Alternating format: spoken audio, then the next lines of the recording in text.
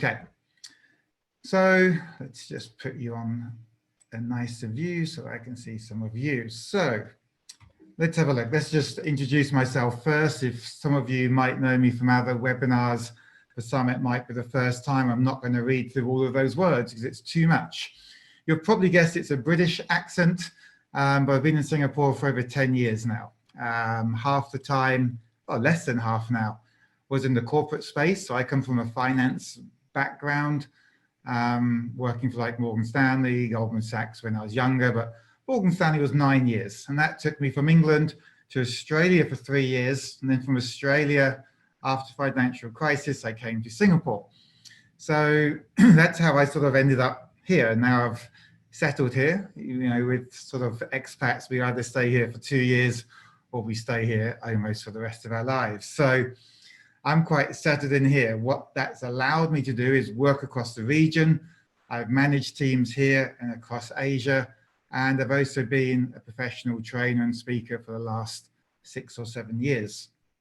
So when I run workshops, it's not just theory. I try to bring in practical experience. So I don't come from a trading background. I was more the, I guess, the operations and finance side. So I did a lot of innovation and running projects as well as the day-to-day line management. So that's why I try to draw experiences from my actual work together with some theory that I believe in, together with companies that I've worked with, either in small consulting or longer term engagements.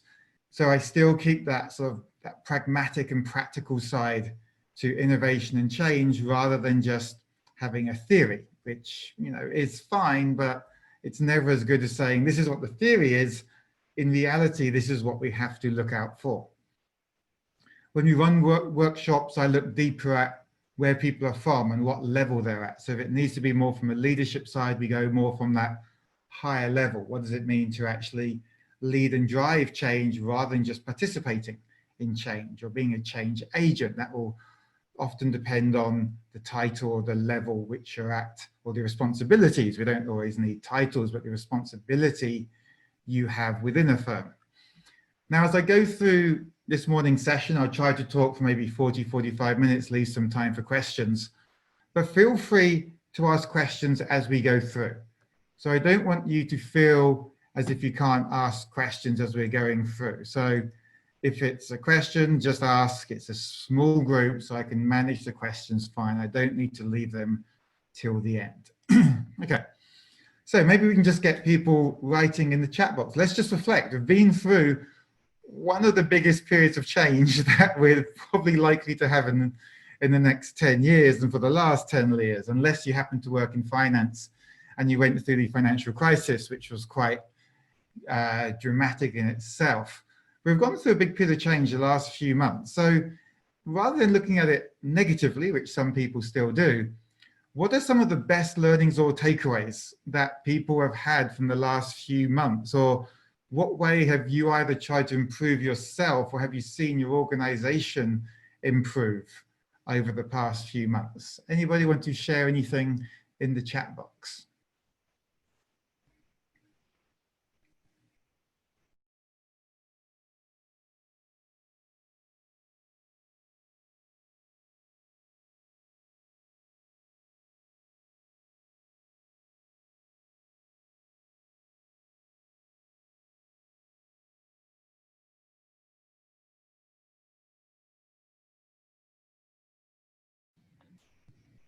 So anybody open to sharing and what's the best sort of takeaways or learnings they've had from the past, I guess, few months as a result of COVID and working from home and other challenges which you've faced?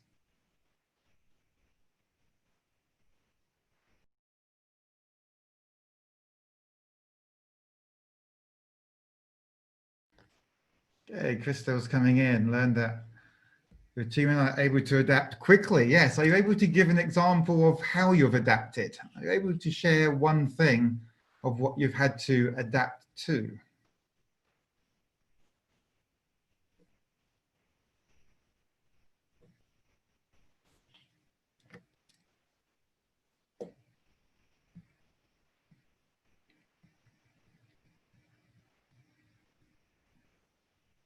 Okay, we will move on.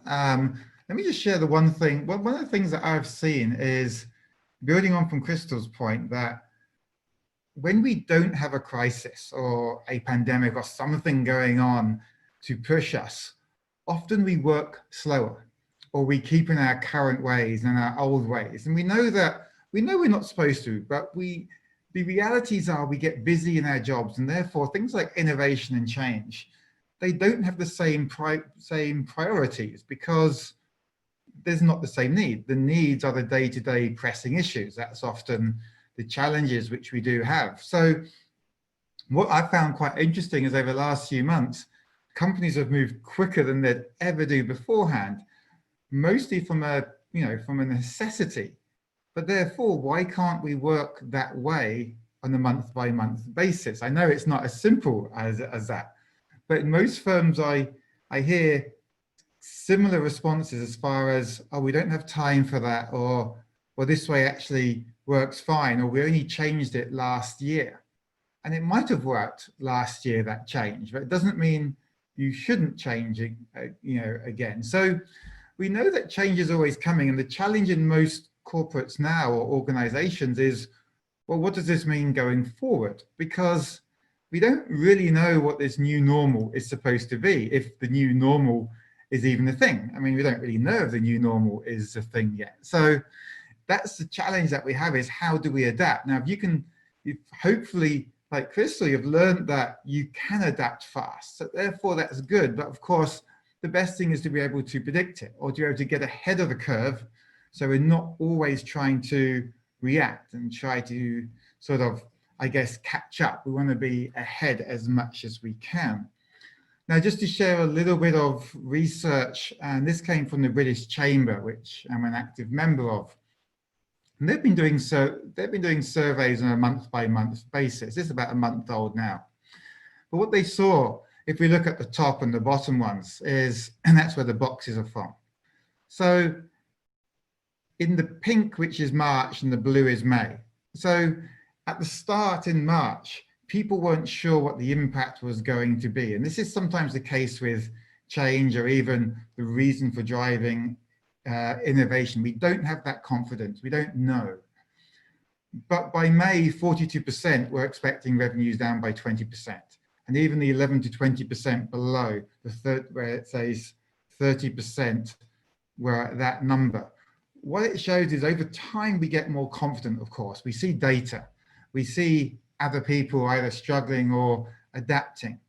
But the companies that are going to come out ahead of the curve are the ones who can anticipate and can know and can make decisions earlier than others. But obviously, for most, you want to not sit back and wait, but you want sort of more evidence. And often that's data, that's actually seeing what impact there is across companies. The faster moving companies are able to sort of anticipate and see, and then make a fast decision. And sometimes they get that market lead. And it's really, certainly from a leadership side, and this isn't predominantly a leadership workshop, but that's where I spend half of my time, is in the leadership space, is what makes an individual drive change and innovation when it's not being forced upon them, when there's not a pandemic going on. How can we get that mindset right? That's something I'm always interested in. The second slide from the chamber is looking at whether it's going to impact them to a great extent, somewhat, or not very much. And again, what we saw with the months along the bottom and the colors was we got greater confidence as we went through. Some of companies had it early again, and what gives them that confidence at that point? Is it just more directly impacted industries, or is it anticipation? And that's something we'll never really know. But what it always needs is a mindset. And it's some people call it a growth mindset. That's a common term. People can pick that term apart, and that's fine. But I agree with it in that we need to, it can be growth, it can be adaptable, it can be flexible. It's basically saying that we need to be open to change, open to doing something different, and not being sort of stuck in our old ways or our current ways. Otherwise, we're never going to move forward, and that's what we don't want. So these are just some simple tips. How do we get that growth mindset without going into too much detail about it? Well, we don't want to rush to I can't. You want to, the challenge with, especially on the innovation side, especially if you're a manager or leader, is a lot of people give up on innovation too early because you invest money into it and then we don't see results within 3 to 5 months. And that's a challenge with innovation. You speak to any innovation lab, and one of the challenges is management's always pushing them for that special red button that they can press and suddenly you get the answers, or you get more efficiency, or you get a new product. And we know that innovation is a bit of trial and error. The art is trying to reduce the error part. So we might need a few iterations, or the third attempt might work rather than, you know, the 7th attempt. The power of yet, this is a mindset thing. Again, it's not we can't do it, we can't do it yet, we're not quite there. And then identifying what would overcome the yet. Is it more manpower? Is it more skilled manpower?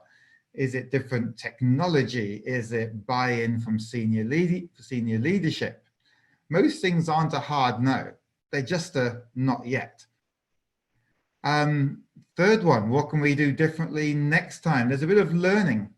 Now, I don't like to dwell on the past. I don't like to spend too long, but having a quick review. If any of you work in software development or familiar with Agile as, I guess, a project implementation tool, we do reviews, we do retros where we sort of look at, well, what went well, but we don't dwell on that. We need to move on quite fast and go, well, yeah, that didn't work out. So we need to stop doing A, B, and C. We need to start doing more of D and E. Great.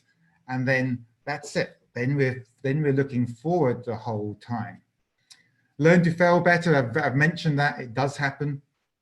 I don't fully buy in to all the memes on social media saying fail fast, fail forward, fail this. I don't like an emphasis on failure, but I tolerate it if it's part of the exploration process, because I would rather try something and it doesn't work than just sit back and go, I don't know what to do next. So one thing I found very interesting in this space, certainly for my world, is when most of our sort of in-person workshops are suddenly taken away, we have to try different things. And not all of them are going to work out. They're not all going to be as successful as they could be, but that's fine. We learn from it and then we try another method or another development or another software. Do I stand up? Do I sit down? Do I use Zoom? Do I use WebEx? Some things work and some things don't, but that's okay. We learn from it, we move on, and we get better and better.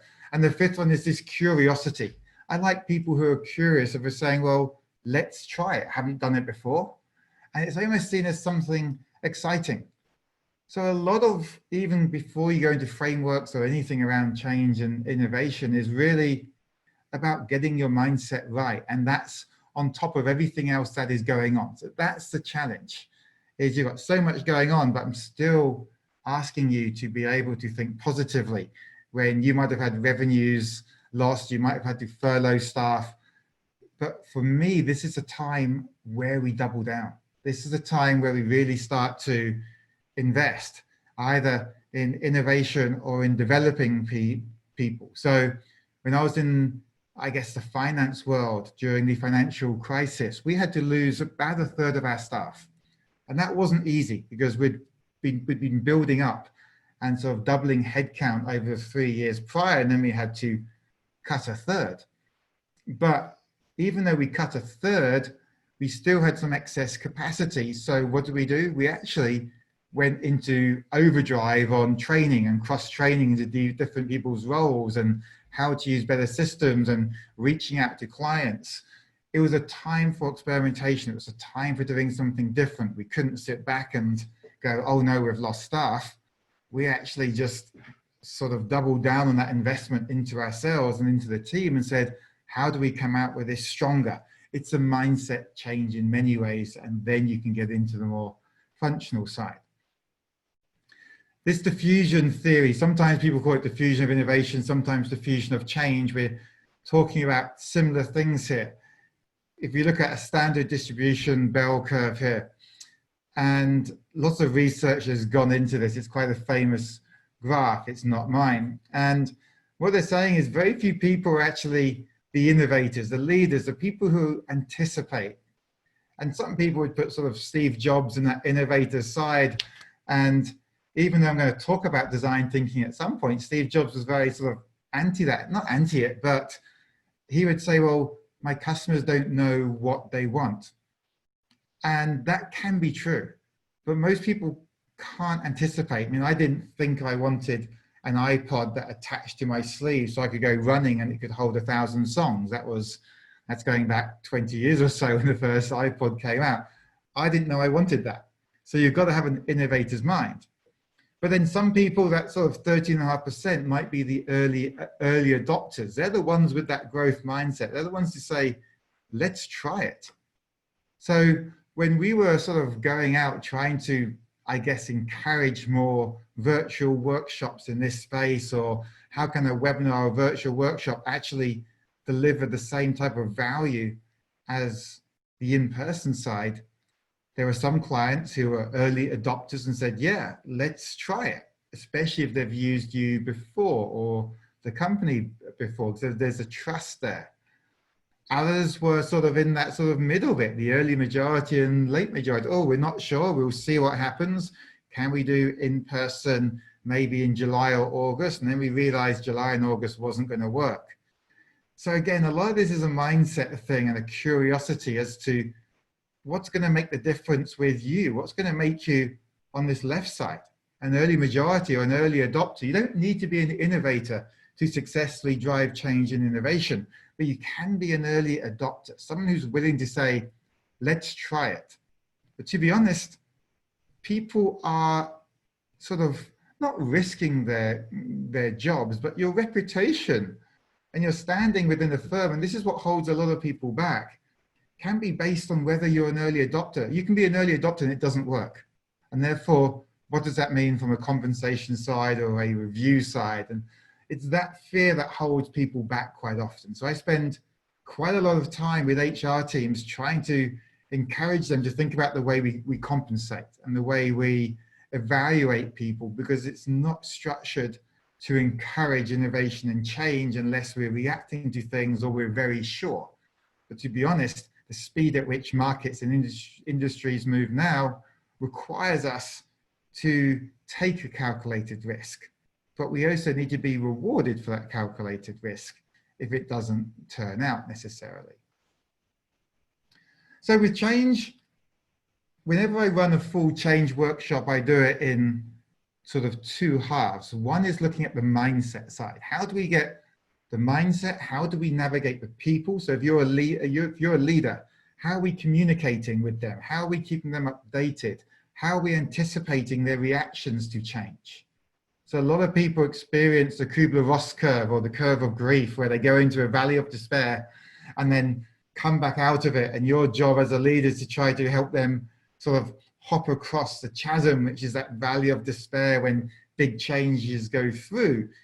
So we look at that side, and then we look at the practical framework side of how do you implement change to try to ensure the people side is actually covered. So change is a difficult thing, but change is so fast now. And some people get change fatigue, and it's just too much, and it's another project, and it's another this. And I understand that. But the more we can sort of think about how should we be driving change? How can we think about the people together with the implementation and the speed and the agility that we need to keep up with our competitors, then we're going to be more successful. Now let's have a look at the innovation side. What does that mean, especially as we go through a crisis? Let's get you guys doing some very short exercise. If you can go to menti.com, open up a browser or grab your phone. And if I could ask you to go to menti.com, and you've got two questions there. Now, I'm just going to put this code into the chat box, because at some point I'll change the screen over to menti.com. So I'll keep the code in the chat box. And there'll be 2 questions just to get your perspectives on what you see as an innovative company or your favorite piece of innovation. So if you can just quickly log into that, it's quite fast. And then we'll start to see the answers come through. So I'm just going to flick over into that application. Got the first answers coming through now.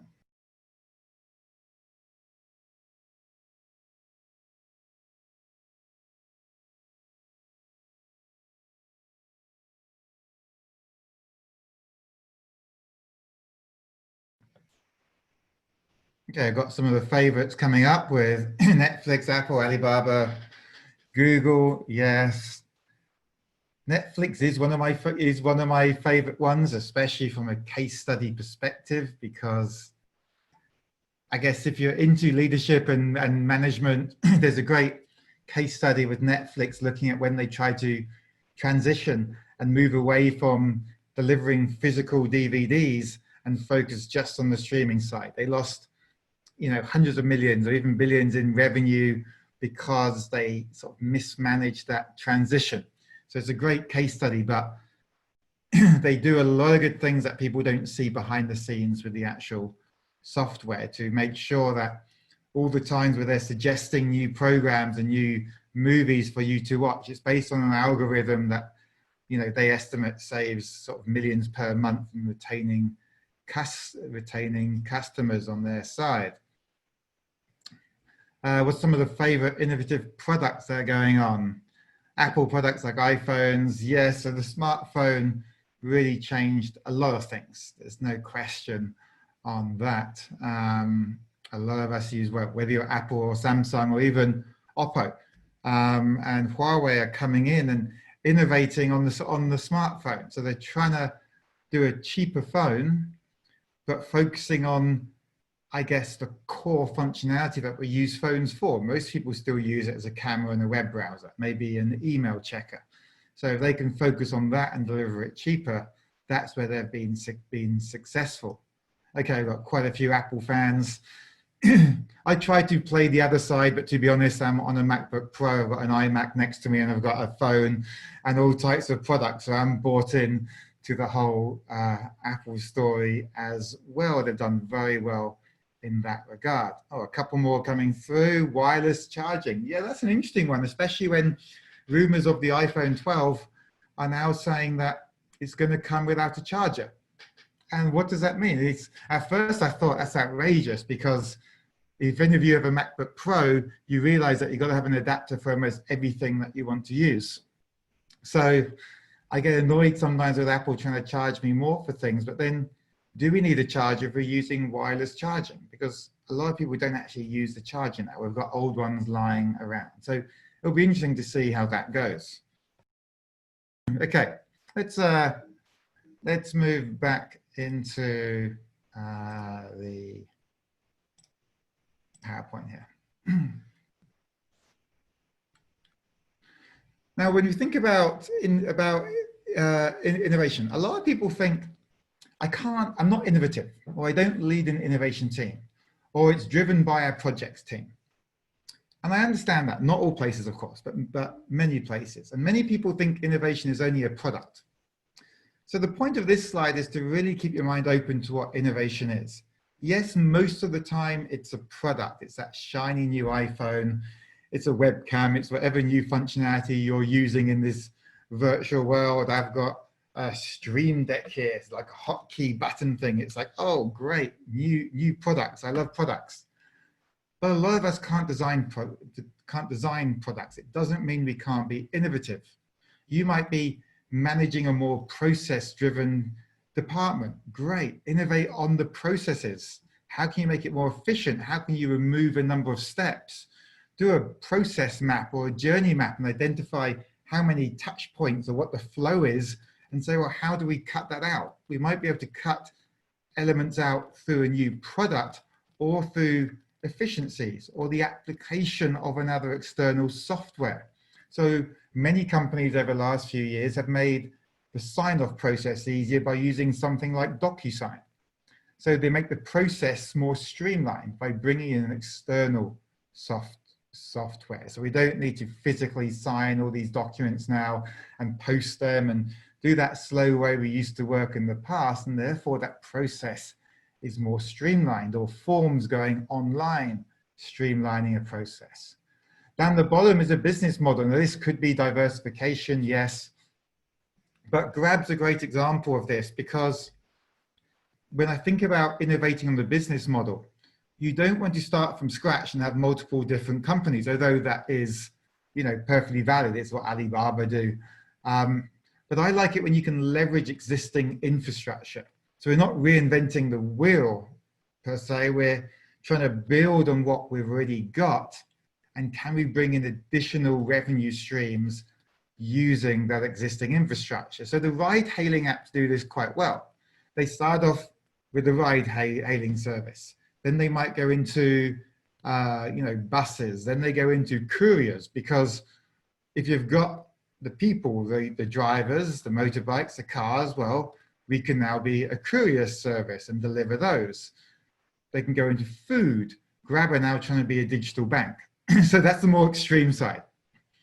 So that business model side, if you can use existing infrastructure, which for them is an app and the sort of, I guess, a pool of drivers, then you're able to come up with a new business line a bit easier than maybe doing a Tesla, who go from cars to energy and batteries into space.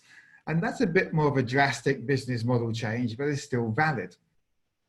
And then on the left, it's a slightly not bizarre one, but the more untalked about one. It's never a sexy texture. What is texture? It's how something feels.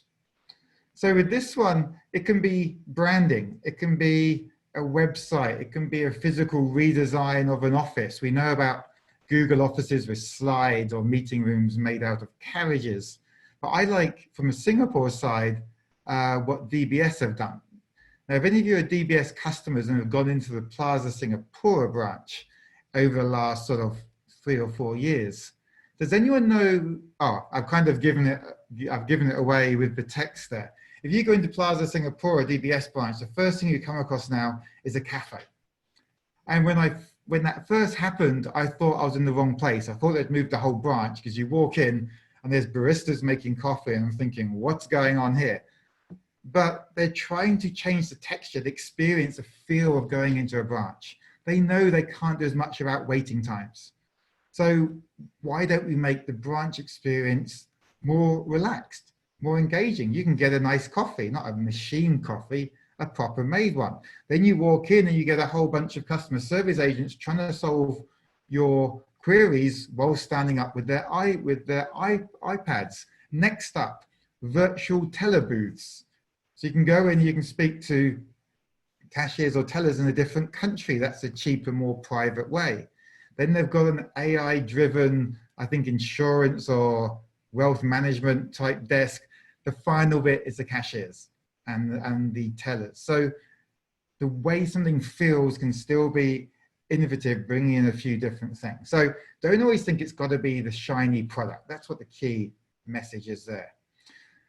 This is the only bit of, I guess, academic theory I'll share. It's the S-curve. It's a famous one. I like it from a leadership side because it shows, sometimes I've heard people say, but we're market leaders, so we don't have the same demands or needs. Wrong. You're market leader. You still need to keep thinking about what's next. That's the innovation window here. So you might launch a new product, and over time, your revenue increases. This is great. You're maybe the market leaders or second. But then we say, you've got a window here, a window of opportunity, because what happens when you come up with a new product or service and it puts you into one of the top companies? People start to copy. It happens everywhere. We can't stop it. I see it almost as a sign of respect, as long as they don't steal my code or IP. Some companies miss the window. Can anyone put in the chat box companies who missed this window and then their revenue went all the way down to maybe either here and disappeared, or are just struggling? So can anyone name companies who missed this window, didn't innovate, but they might have been a market leader once? Any thoughts there? Yes, Vivian, Nokia is the famous one. Nokia is the classic. We all had them. If you're anywhere near my age, you would have started late teens with a Nokia phone, a 3310, the wonderful silver thing with the green screen. And we thought, wow, it sends a text message. That's amazing. Ericsson, one of its rivals back then, Christopher, yes. Move on 10 years and BlackBerry. So, you know, especially in my finance world, we all used to go around with BlackBerries and our personal phone and go, oh, wow, look at this, I'm so important. I've got 2 phones and I can type on this BlackBerry one. It's like, well, yes, but where BlackBerry now? Where is Nokia now? Netflix, Crystal, would argue, are innovating enough. They're in the window now. They're right in the window now. With, in sort of management terms, I'd call it an inflection curve. They're at a point where if they miss it, at the moment they've got Disney Plus, they've got HBO, they've got all these rivals coming in. And therefore, how are they going to go to the next point? So for me, if you can see my cursor, Netflix started here. They started to deliver home-based DVDs. They did successfully. Then they went into streaming. And then they went into developing content themselves, which was the next one about 4 or 5 years ago. They're doing very well at that. Now everyone else is jumping in and competing on price. So Netflix needs to hold its value plus pay these huge fees to get the people to go into TV from movies. So they're at this inflection point where they need to come up with something next to keep them above the rivals that are coming in. So that's really the reason. Kodak, Charles, yes, Kodak's one of the classic ones. Again, showing my age a little bit, but Kodak dominated the photo development. So we'd take those photos, we'd wait 2 weeks to see if we took decent photos, we'd get them back. They had cameras. They thought digital wasn't going to be a big thing. Famous last words, they disappeared. Nokia, BlackBerry, still alive, but focusing more on the engineering side, 5G development and things like that. Blockbuster video stores got taken out by Netflix because they missed the whole streaming side. So there's lots of stories. We never want to be that story. We never want to be that company that appears as a case study on one of my slides. So we always want to be thinking, what's next, even if we're market leaders now. Now, I like to use design thinking for innovation. As far as the creation of ideas, why do I like it? Because it doesn't require an innovation team. It doesn't require UI and UX specialists, even though they specialize in this type of stuff. Design thinking is a framework that any team can run. And this is where it comes to my personal experience. We had our IT team. They ran the projects. They said, we've got this new thing called design thinking. I said, I want my ops guys to all know how design thinking works, because I want my relationship managers to be the ones who are doing the empathize part. I don't want necessarily my IT team to be talking to my hedge fund clients. I want my relationship managers. So you need to educate us. So we started to work more in line with the IT team, where we would do some of the early work and then they would develop it using Agile to try and release things faster and more efficiently. So this is where we need to work across silos. This is where we need cross-functional teams. And for that to really happen, you need frameworks that can be understood by all. So I use design thinking a lot because for me, to summarize it, if you're not familiar, it has become a buzz term, but it still adds high value if it's done right. It's designing with the user in mind. So it's an anti-Steve Jobs quote of the user doesn't know. Most startups still fail because they design things that no one buys. So the main thing about design thinking is this first stage where we have to understand our audience. Who are they? What problems do they have? What do they need to get their job done? And therefore, that can help you think about what innovation you should be driving. You don't want to drive innovation where you're not sort of comfortable or sure that it's going to be needed. If you've done the research right and empathize, then you can push ahead with the innovation knowing that you surveyed 120 customers and 80% said they'd love this feature or this type of product. Great. I'm going to develop that now because I'm pretty confident that's going to help them with their jobs, and therefore that's going to retain them as customers. So it's really about getting that comfort and knowing that we're actually designing something that people need, that people want. So we're not going to spend too long because we haven't got time this morning, but really what design thinking is we understand the customer and their needs. We use that information to, I guess, define a point of view, a perspective. We narrow down, basically. Then we brainstorm.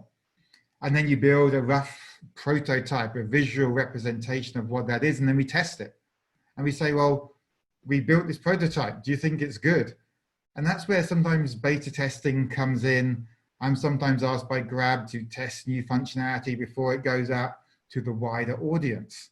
And that's where they pick up errors or bugs or people saying, well, this could be smoother if you did this. And then you redevelop that prototype, you iterate, and you get better and better. So when you go to the wider market, you're more confident that you've got the right product. That eliminates the fear of the innovation not working, of senior management not buying in, of maybe even getting approval for the budget which you need. So we haven't got time for empathize or define in this type of workshop. We have a little bit more time in the public workshop which we're running, but we do have a little bit of time just to get our creative minds going. Just had to look at the time there briefly. So let's just do this is like a 60-second exercise here. It's a great way to open up an innovation session. If you're ever running a team meeting and you want to get people's brains thinking about how things could be used differently or being open to different applications, you can play a game called Maybe It Could Be. And this is where I show you an object. And the idea is to come up with as many different things that it could be. So maybe it could be something else. Maybe it could be this. Maybe it could be that. And if I'm doing like a group exercise, we go around each individual until people run out of ideas. If you can't think of something in 10 seconds, then we stop or we move on to the next person. But for today, I want you to just write into the chat box whatever else this could be. You don't have to type in maybe it could be, that's a given. But I want you to look at this. We probably know what it is, but what else could it be? How creative can we be? I'm only going to allocate maybe 90 seconds for this. So let's see if we can get as many answers as possible in the chat box for what else could this be. It could be a flower vase. You could put them in all the holes. A fancy paperweight, yes. What else could it be? A toy for kids, perhaps. It could be a little robot thing that flips up, and those 4 things could actually be legs, and it could walk. So it could be a great toy for kids in that sense. What else could it be? You can put in multiple answers. A waste bin, an interesting waste bin, but yes, I'm open to that. Maybe you press the black thing in the middle and you put something in it and it churns it up. It could be a paper shredder in that sense. What else could it be? We've got maybe 45 seconds. A light, darker drone. It looks like many different types of drones, John. Yes, agreed. I like to think it could be a hologram projector, in that it could sort of beam out from the 4 legs and project me. Okay, we've got about 15 seconds left. Any last answers for what it could be? Mini projector, yes, it could. It could definitely beam that. Okay, last 5 seconds. Any last responses? A card holder, perhaps. Yes, if it was smaller, then it could be a card holder and it could fit in the middle of the legs. Yes, okay, that's enough time. Simple exercises like that can just open up teams' minds. Suddenly they can think a bit more creatively. Give them something basic. It can be a sprinkler in the roof. It can be something inside the room. And you just get people to sort of open their minds, because that encourages the growth mindset or the curiosity. We know it's a router, because a lot of us have them through StarHub, or I certainly do. And it's annoying, they always fall down, but we've got to be open to possibilities, and that's what a lot of it is. And we've got different exercises to drive, the innovation side. 𝗟𝗂𝗍𝗋𝗃 is one of my favorite because what it is you get 45 seconds per box. It's called 𝗟𝗍𝗋𝗃 because you can see there's 8 boxes there. And with these 8 boxes, again, you can do this in a meeting. If you're still printing out agendas, which we shouldn't be in today's world, but often people bring meetings along, an A4 piece of paper folded 3 times in half. If you've never actually done this whilst bored in a meeting, you'll produce 8 even boxes, which is not easy to say, but 8 even boxes. And then you give everyone 45 seconds to write an idea into a box. So it's a 6-minute exercise.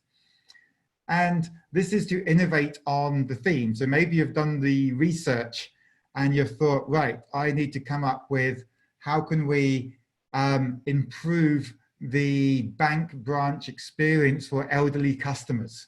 So maybe we're trying to think, how can we move elderly customers away from, I guess, using passbooks, or make it easy for them inside the branch so they don't have to wait as long, or we can understand their needs better. And then we can ideate on that. And you give them 6 minutes and they've got to come up with 8 ideas. So it's 45 seconds per box. What you can get is if you've got a team of 5, that can produce 40 ideas in 6 minutes. So I like rapid ideation. I like something that can be done in a standard meeting time. We don't want to be 3 or 4 hours. It can be done for more, I guess, for larger projects, but you can get ideas going in a short space of time. So don't see innovation as being a long process. See it as being a process that can be as long as you want to, but also as short. And you can still get valid thoughts by pushing people to think quicker than they normally would.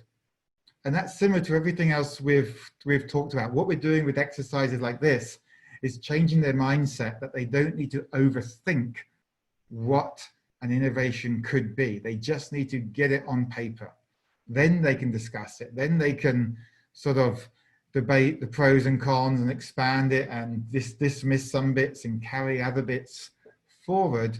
But we're changing the mindset from procrastination or from perfection to just saying, get your idea out. It helps people who are quieter and more reserved, maybe more introverted. They don't want to speak up in a large meeting. Great. Put it down on paper where everyone can see, and then we can debate it. We're just gonna flick through a few slides because of time. Have we got? Yes. Okay. So once you have your ideas, then we talk about prototyping them and coming up with simple wireframes like this. What this is showing when we do a larger workshop looking at change and innovation is we have you come up with ideas. We have you come up with innovation or innovative thoughts, and then we get you to put them down on a paper or onto an online tool which we use. So I often use something called Miro, M-I-R-O. It's a collaborative digital whiteboard that has lots of templates, and it shows people that, especially virtually, we don't need to think we can't all meet together, because this is what we do with design teams. Mostly they're distributed across Asia. We've got developers in one country, UI, UX in one, the business developers in a different country. We can use collaborative tools and still get the ideas out. And it shows that if we want to respond to crises and drive in, in the innovation, we can't have people working from home as an excuse. We know there's distractions, but the technology is there. And if we can get the mindset right, combined with the technology, we can still drive this innovation and change at the speed that's required, with the agility that's required, especially during a crisis. The testing, sometimes it's just what we call A/B or split testing. I do this a lot with Facebook ads. We have different fonts, different colors. Which one gets better feedback? And then you just double down on that. So design thinking is a great sort of framework for driving the ideas around innovation. Then we use Agile on the development side to help implement it with speed and agility. And for change, a lot of it is around the mindset side. So that leaves us to think, well, what happens next? Because I'm not maybe in software, and you might not be, but if you're in the business line, your team can come up with ideas. You can use frameworks to help structure how you get those ideas. You can help inspire your teams to have the right mindset, to be open, to be challenging you as a manager. If you're in a leadership position, your team should feel comfortable challenging processes that you implemented or systems that we're using. Perhaps they know something better. And so we need to remove our own sort of cognitive biases in that way. And then we can work with an IT team, with a transformation team, with an innovation lab, whatever you have in your organization. It needs cross-functional teams. That's the only way innovation succeeds with the speed that we need it, is if we're all working together with an aligned vision.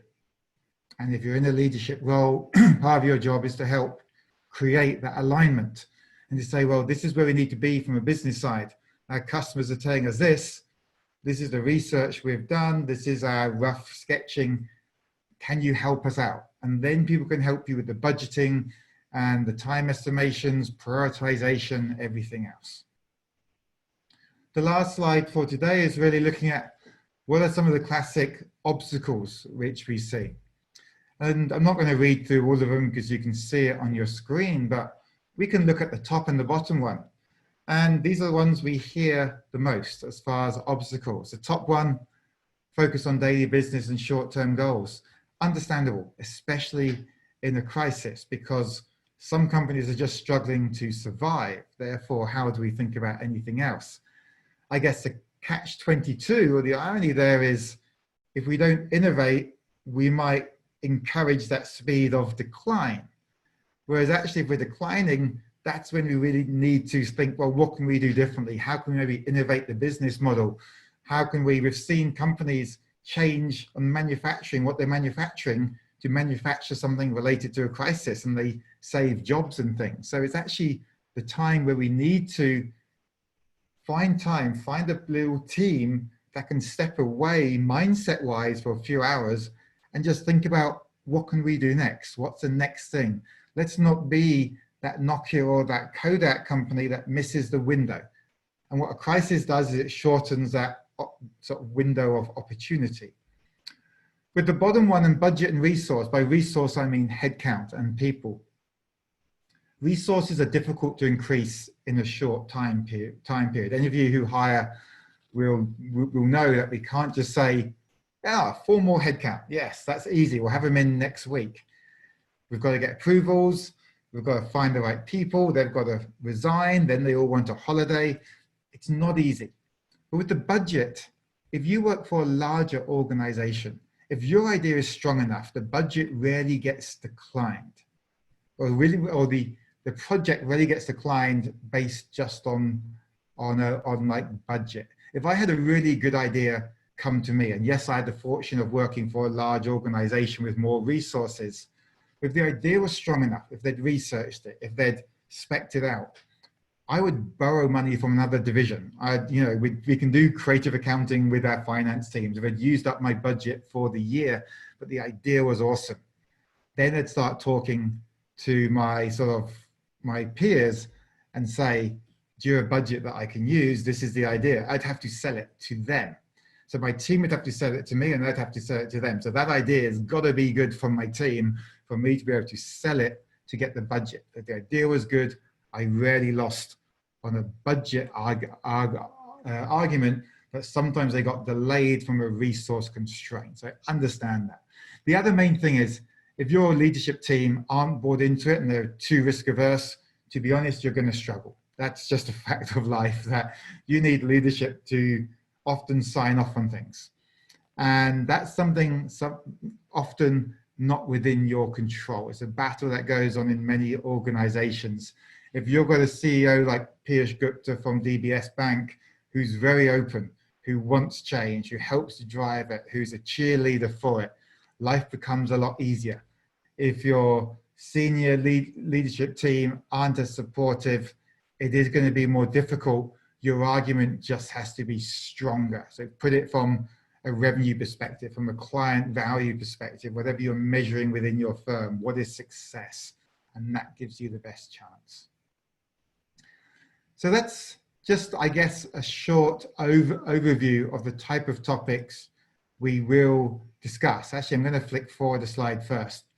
We are going to have, I guess, a workshop that's scheduled in for end of July.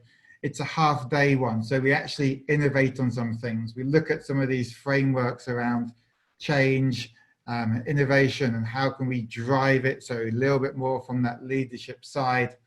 And we can go deeper into things in that session. So the date is there, we've got a QR code, we've got a promo in the top left. As far as either the workshop there or any of the content I've mentioned today, is there any questions from people? Anything that anybody has? Either you can write it in the chat box, you can come off mute, you can send me a private message through the chat box by clicking on the blue box if you wanted to.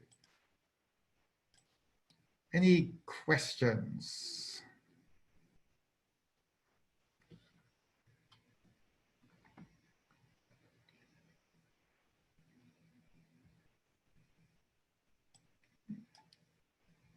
No. Okay, if there's no questions for today, thank you very much. I'm conscious of time. Some of you have meetings to go on to. Have a good week ahead and hope to see some of you at end of July. Thank you very much.